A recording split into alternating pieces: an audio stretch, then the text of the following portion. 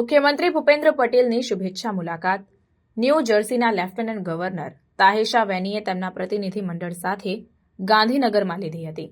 તેમણે ન્યૂ જર્સીમાં અંદાજે 4.25 લાખ જેટલા ભારતીયો, ગુજરાતી સમુદાયો વસવાટ કરે છે અને એન્વાયરમેન્ટ, ઇનોવેશન, ટ્રેડ, કોમર્સમાં ઉલ્લેખનીય યોગદાન આપે છે. તેનાથી તેઓ પ્રભાવિત થયા હોવાનો આનંદ વ્યક્ત કર્યો હતો. મુખ્યમંત્રી ભૂપેન્દ્ર પટેલે આ સંદર્ભમાં કહ્યું કે ભારતીયો અને ગુજરાતી પરિવારો જ્યાં વસતા હોય તે પ્રદેશના વિકાસ માટે હંમેશા સમર્પિત થઈને કાર્યરત રહે છે.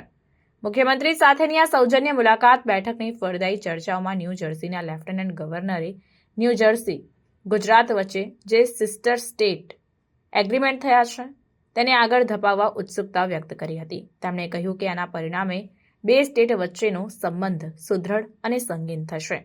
મુખ્યમંત્રી ભૂપેન્દ્ર પટેલે આ હેતુસર ન્યૂ જર્સી, ગુજરાત વચ્ચે સાંસ્કૃતિક, આર્થિક અને ઔદ્યોગિક ક્ષેત્રે આદાન પ્રદાન વધુ સંગીન બનાવવાની નેમ વ્યક્ત કરી હતી. તેમણે ઉમેર્યું કે ન્યૂ જર્સીના આ ક્ષેત્રને લોકો ગુજરાત સાથે સંપર્ક સેતુ જાળવી શકે તે માટે ઇન્ડેક્સ્ડ બી નોડલ કોન્ટેક્ટ પોઈન્ટ તરીકે કાર્ય કરશે. મુખ્યમંત્રી ભૂપેન્દ્ર પટેલે ગુજરાતે green hydrogen, renewable energy, offshore wind energy, fintech અને ઇનોવેશનમાં જે અગ્રેસરતા હાંસલ કરી છે તેની વિગતો ન્યૂ જર્સીના લેફ્ટનન્ટ ગવર્નરે આપી હતી.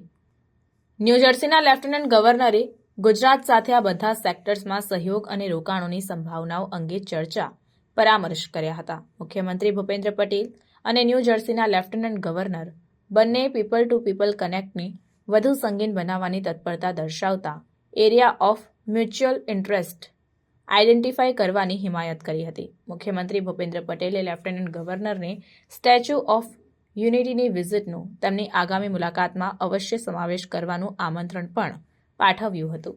મુખ્યમંત્રીના અધિક મુખ્ય સચિવ એમ.કે. દાસે ગુજરાતે ગિફ્ટ સિટીને ઇન્ટરનેશનલ ફાઇનાન્શિયલ હબ તરીકે વિકસાવ્યું છે તથા બેંક ઓફ અમેરિકા સહિતની પ્રતિષ્ઠિત ફિનટેક કંપનીઓની ત્યાં પ્રેઝન્સ છે. તેનાથી લેફ્ટનન્ટ ગવર્નરને માહિતગાર કર્યા.